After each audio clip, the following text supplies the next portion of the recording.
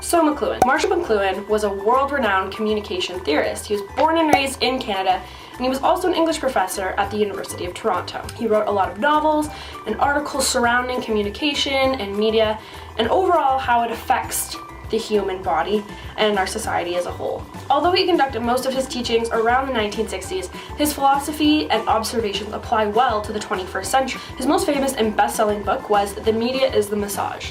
It argues that we're massaged into media, or that the medium from which we receive our information or choose to gain information from is more important than the information itself. In simpler terms, the fact that I'm able to sit here and speak my essay and put it on YouTube, or the fact that I could superimpose a squirrel on my face, says a lot more than what I'm actually speaking, if that makes any sense. Ultimately, what he wants you to know is the media in which you present your information affects each person differently in the way that they'll perceive the information that they're receiving. Now you may be wondering, what the hell does it mean by the media is the massage? See, McLuhan uses a clever play on words to try and get his ideas across. He replaces the word message with massage. Of course he likes to make his point that we are massaged into media and all that stuff, but ultimately what he's trying to say is that the media that we're using is the message. It's not what I'm saying, and it's not what I'm showing. It's what I'm using to do that. McLuhan also presents an interesting and unique point of view. The media is anything that becomes an extension of our human body. For example, a hammer or a pencil becomes an extension of the human arm, or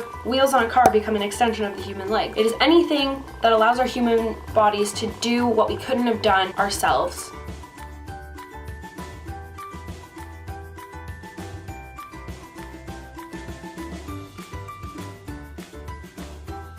Now, remember before how I said that McLuhan's ideas could be applied to anything that we have today in real life, or even things before that? It can easily be compared to the technological sublime. It exceeded the natural capacity of human concepts that we could grasp. I'm talking waterfalls, mountains, natural phenomena. It just completely exceeds what we are able to grasp as normal or natural. The same applies to technology. We become so entranced and so absorbed by the new products that we're seeing and the new technologies that we just don't know what to do with ourselves. We don't really think of the consequences or what the downsides may be. McLuhan's focus on the content blinding us to what the character of the medium is comparable, because we can also say that we're blinded by the technological sublime. We're so wrapped up in the beauty and the power of a product or a medium that we forget to analyze what it means and how it shapes us as a society. For example, the iPhone 5S introduced Touch ID. You could put your fingerprint on the home button and immediately get into your phone without having to type in that annoying passcode. Of course, that was really cool, but did anybody really ever stop to think about the fact that now Apple has our fingerprints? I don't think so. This situation applies really well to McLuhan because it emphasizes how the medium, which would be the iPhone in this case, that we use to send our messages and our emails and take pictures with is more important to focus on and examine than what we're actually using it for. Another term, which was coined a lot during the Industrial Revolution and the introduction of the factory system,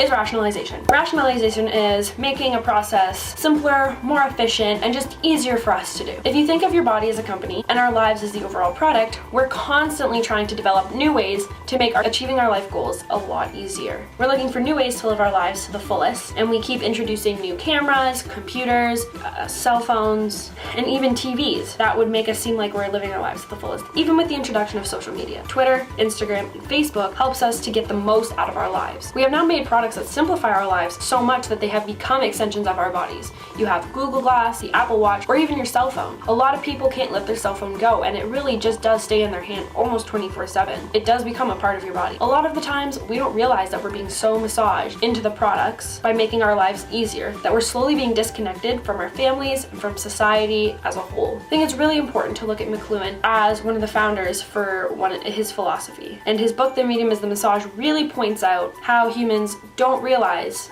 that these things have become so important to us and that we're really prioritizing them over all other aspects of our lives. The fact that McLuhan's ideas, which were done back in the 1960s, can still apply to problems that we're facing today in 2014 really says a lot about how predictable human life was and how predictable our future was. I think it would be interesting to see how far it goes into the future and how long his theory will still apply. Now, why did I choose to do this in a video? For a couple of reasons. I wanted to emphasize rationalization because I think it says a lot about efficiency point of view. I think a lot more people would rather sit down and watch a 10-minute video than take 20 minutes to read over a 5-page essay, which they may have to reread because you're easily distracted by none other than your cell phone or your computer. I think it's really interesting to point out that a lot of people just think that, watching a video is going to make their lives easier, and I'm the same way.